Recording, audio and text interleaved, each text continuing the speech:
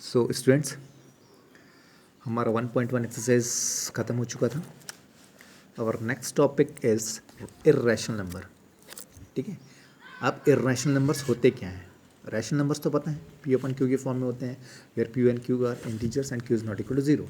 इसमें उसका just opposite होता है, मतलब आपका पी अपन क्यू की फॉर्म में नहीं होता है और Q is not equal to zero रहता है। ठीक है, मीन्स इर्रेशनल नंबर्स जो होते हैं, irrational numbers क्या? If it cannot be written in the form of p upon q where p and q are integers and q is not equal to zero। ठीक है, मतलब इसमें एक ही कंडीशन, ये कंडीशन है आपकी कि it can not be written in the form of P upon Q, मतलब जिन्हें हम पी अपन क्यू के फॉर्म में नहीं लिख सकते, तो वो सारे के सारे नंबर्स आपके इर्रेशनल नंबर्स कहलाते हैं। ठीक है,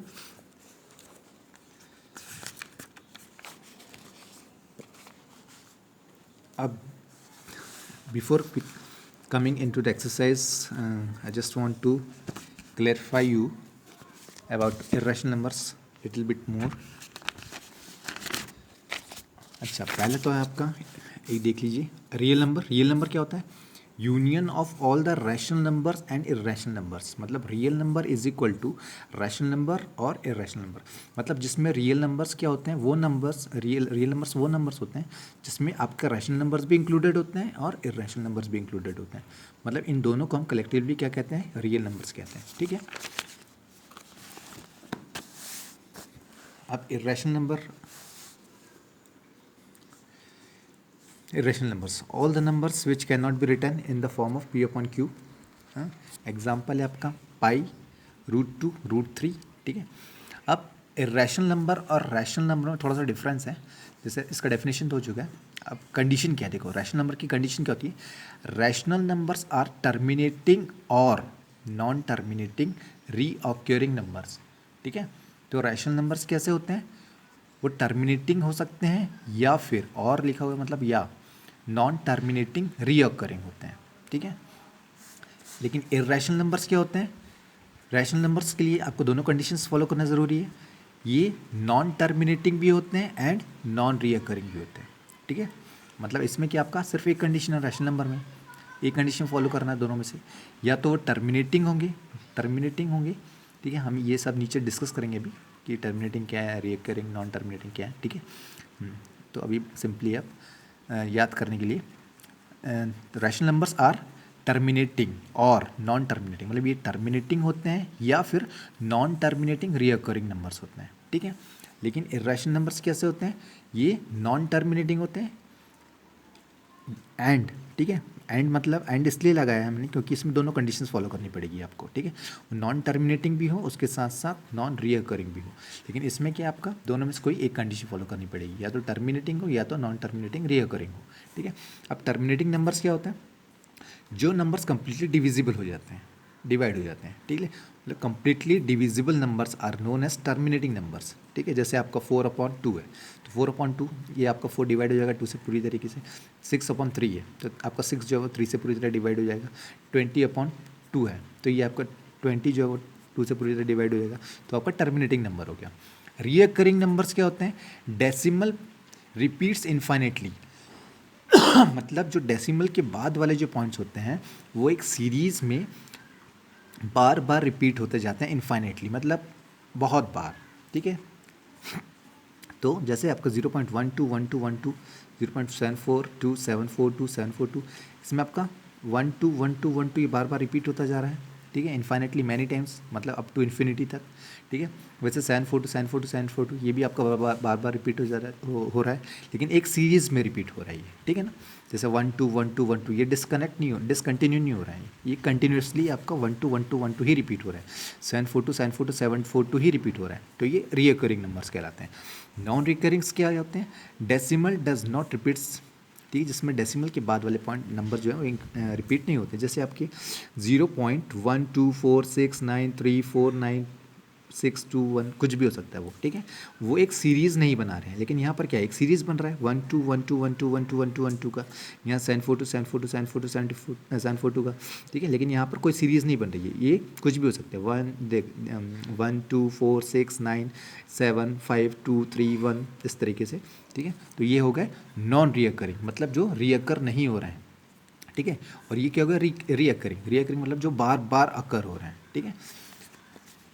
नेक्स्ट है आपका terminating, non terminating. Non terminating मतलब नॉट कम्प्लीटली डिविजिबल, ठीक है। टर्मिनेटिंग मतलब कम्प्लीटली डिविजिबल और नॉन टर्मिनेटिंग मतलब not completely divisible. It may be, ये क्या हो सकते हैं, दोनों चीज़ कुछ भी हो सकते हैं। रीअकरिंग भी हो सकते हैं और नॉन रीअकरिंग भी हो सकते हैं। रीअकरिंग मतलब जिसमें डेसिमल्स के बाद वाले जो नंबर्स होते हैं वो क्या बार बार एक सीरीज़ में रिपीट होते जाते हैं।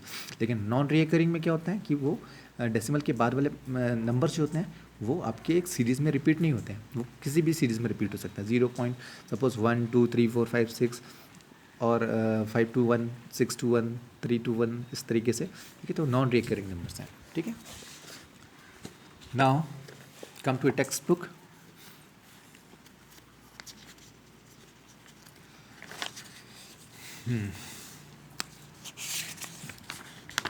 एक्सरसाइज 1.2,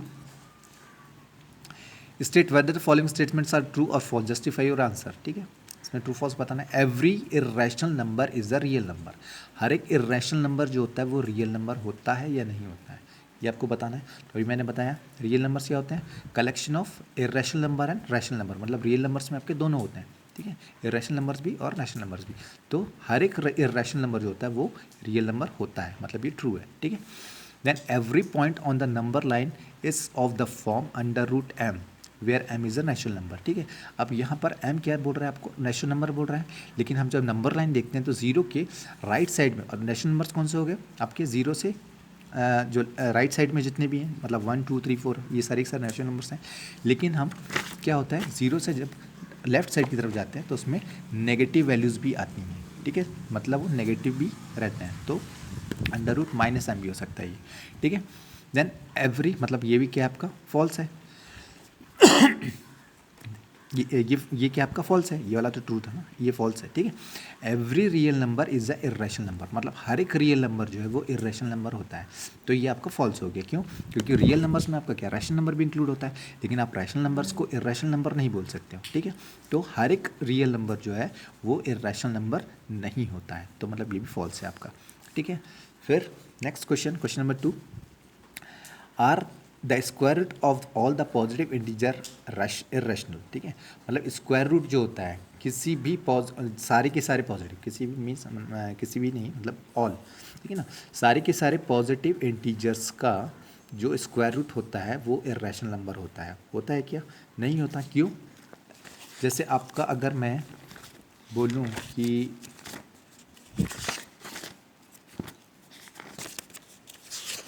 जैसे इरेशनल नंबर में तो आपका जैसे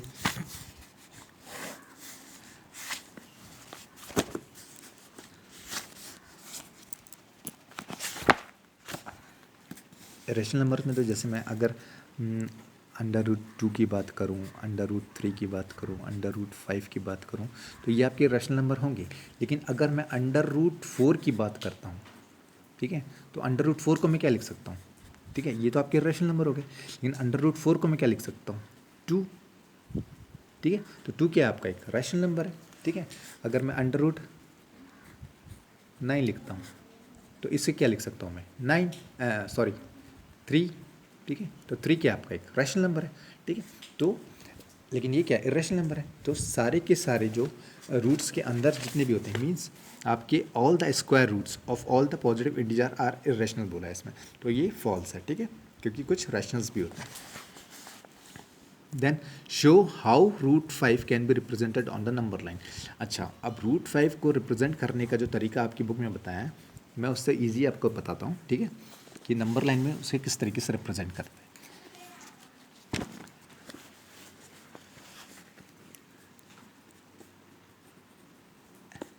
एक्सरसाइज 1.2 क्वेश्चन नंबर आपका है थर्ड, ठीक है। इसमें आपको क्या बताना है, show how root 5 can be represented on the number line. मतलब आप रूट 5 को किस तरीके से नंबर लाइन पर रिप्रेजेंट कर सकते हैं, ठीक है। तो देखिए रूट 5, ठीक है, तो इसमें एक फॉर्मूला है आपका शॉर्टकट। हम क्या करते हैं, इस रूट 5 को या कुछ भी √3 √2 कुछ भी दिया हो, तो हम उसे एक सिंपल वे में उसको स्प्लिट करते हैं। स्प्लिट किस तरीके से करते हैं, जैसे आपका ये फॉर्मूला है x प्लस माइनस वाई, ठीक है, is equal to √x plus minus y upon 2 √x, ये फॉर्मूला है, ठीक है। थोड़ा ध्यान दीजिएगा इसमें, ठीक है। तो अब 5 को हमें स्प्लिट किस तरीके से कर सकते हैं, या तो 3+2, ठीक है, 3+2 भी कर सकते हैं, ये तो 4+1, ठीक है। लेकिन हमें करना किस तरीके से है कि जो √5 है, ठीक है, √5 में जो अपन ये x की हम वैल्यू लेंगे, तो वो हमारा इसका जो नियरेस्ट जिसका स्क्वायर बनता हो वो डिजिट लेंगे। जैसे आपका 2 का स्क्वायर क्या होता है, 4 होता है, ठीक है। 1 का स्क्वायर 2 होता है, 1 का स्क्वायर 1 होता है, 2 का स्क्वायर क्या होता है, 4 होता है आपका, 3 का स्क्वायर क्या होता है, 9 होता है। तो अगर हम 3 का स्क्वायर लेते हैं मतलब 9 लेते हैं, तो 9 और 5 में डिफरेंस बहुत है, ठीक है। लेकिन हम 2 का स्क्वायर लेते हैं, तो 2 का स्क्वायर क्या होता है आपका, 4 होता है। 4 में आप +1 करोगे तो आपको 5 मिलेगा, ठीक है। और 9 में आप माइनस करोगे कितना, 4, तो हमें 5 मिलेगा, ठीक है, 5 मिलेगा, ठीक है। तो हमें ये x जो है वो इस फॉर्म में लेना है कि वो किसी का स्क्वायर हो, जैसे 2 का स्क्वायर हो या 3 का स्क्वायर हो या 4 का स्क्वायर हो, ठीक है। तो हम इसमें दो अपन को है, मतलब 5 के आगे पीछे अगर देखें तो 5 के पहले हमारा क्या आ जाता है, 4 आता है, 5 के बाद हमारा 9 आता है, और 5 के पहले अपना 2 पड़ता है, ठीक है। तो 2 का स्क्वायर अगर देखते हैं 4, तो 4 में अगर हम 1 ऐड करते हैं तो ये 5 आता है, ठीक है। लेकिन 9 - 4 की बात करें तो ये 9 और 4 के बीच में कितना डिफरेंस आ गया आपका, 9 - 4 कितना हो गया आपका, ये आपका 5 हो गया, ठीक है। तो इसमें 5 का डिफरेंस आता है ना, 5 का डिफरेंस आ रहा है, मतलब इनके बीच में जो डिस्टेंस है, ठीक है। लेकिन अगर 4 और 5 की बात करें तो इसमें 1 का डिफरेंस आता है आपका, ठीक है, मतलब ये नियरेस्ट हो गया। तो हम उसे इस तरीके से स्प्लिट करते हैं, जैसे आपका, तो हम 5 को क्या लिख सकते हैं, 4+1, ठीक है। तो 4+1 इसको हम इस फॉर्मूले, अब ये हम हमारा क्या है, इस फॉर्मेट में आ गया ये 4+1, ठीक है। इसमें प्लस या माइनस, हम जब इसे माइनस करके अब यहाँ का डिजिट लेकर आएंगे तो यहाँ माइनस का साइन लगाएंगे। अभी हम इसको ऐड करके ला रहे हैं यहाँ का डिजिट, इसलिए इसको ऐड करेंगे, ठीक है। और जो साइन यहाँ पर हम यूज़ करते हैं वही साइन हमें यहाँ भी यूज़ करना पड़ेगा, ठीक है। सो इज इक्वल टू, अब आपका √x है, तो √x मतलब क्या है, आपका x क्या मान के चल रहा है अपन, x अपना 4 है, तो √4 देन प्लस देन y कितना है आपके पास, 1 है, तो ये 1/2, तो ये 2 रख दिया, फिर √x क्या है आपके पास, 4 है, तो 4 रख दिया, ठीक है। नेक्स्ट क्या करेंगे आप, √4 कितना होता है, 2, ठीक है, क्योंकि 2 + 1, ये 2 का 2 मल्टीप्लाई बाई ये √4 कितना हो जाएगा आपका 2, तो इसे क्या लिख सकते हैं आप, इसे लिख सकते हैं 2 + 1/4, ठीक है। इसे सॉल्व किया तो क्या है, 4 2 8 + 1 9, तो 9/4, ठीक है, ये मिला। अब 9/4 को जब हम डिवाइड करते हैं तो क्या मिलता है देखें, तो 9 डिवाइडेड बाई 4, तो ये कितना हो जाता है आपका, 4 2 8, 1 नीचे आ गया, पॉइंट लगाया अपन ने, 0 उतरा, 4 2 8, ये इतना आ गया आपका, 2 आ गया, फिर आपका एक 0 लगा, ठीक है, तो 0 लगा तो कितना आ जाएगा आपका, 4 5 20, तो कितना आ गया आपके पास 2.25। ये अप्रॉक्स में आता है लेकिन इफ़िशियंट है, ठीक है। तो ये कितना आ जाएगा आपका 2.25। अब हमें इसे नंबर लाइन में रिप्रेजेंट करना है, ठीक है। तो हमारा जो नंबर लाइन बनता है वो किस तरीके से बनता है, जैसे आपका जो नंबर लाइन बनता है ये है, बीच में 0 रहता है, +1 +2 +3, देन यहाँ पर आपका जाता है -1 -2 देन -3, ठीक है। अब हमें किसको रिप्रेजेंट करना है, 2.25, ठीक है। तो 2.25 आपका कहाँ जाएगा, ये 2 है, ये हो जाएगा आपका 2.5, ठीक है, ये 2.5 हो जाएगा। तो ये कितना दिया हुआ है 0.25, तो मतलब ये इन दोनों के बीच में, मतलब ये वाला जो पॉइंट होगा ये हो गया आपका 2.25, या फिर इसको हम क्या बोल सकते हैं √5, ठीक है, समझ में आ गया। नेक्स्ट जैसे अगर मैं आपको इसी में जैसे ये √5 की वैल्यू निकाल के बताया हूँ, अगर मैं सेम आपको √3 की वैल्यू निकाल के बताता हूँ, तो सेकंड आपका जैसे ये एग्जांपल के तौर पर है, √3 की वैल्यू अगर मैं फाइंड आउट करता हूँ, ठीक है, वैसे √3 की वैल्यू होती है आपकी 1.732, है ना, ये होती है। लेकिन अब इससे मैं फाइंड करता हूँ, ये एग्जैक्ट ये तो नहीं निकलेगा लेकिन अप्रॉक्स में निकलता है इसमें, ये जो फॉर्मूला मैं बता रहा हूँ इसमें, ठीक है। अब मैं √3 को किस तरीके से कर सकता हूँ, देखो √3 को मैं क्या लिख सकता हूँ, ये आपका 2² -1, 2² -1 मतलब 4 - 1, ये लिख सकता हूँ, ठीक है ना। 3 को जो है मैं क्या लिख सकता हूँ 4 - 1, 4 - 1 मतलब 4 क्या है 2², तो इसको मैं क्या लिखूँगा 4 - 1, ठीक है।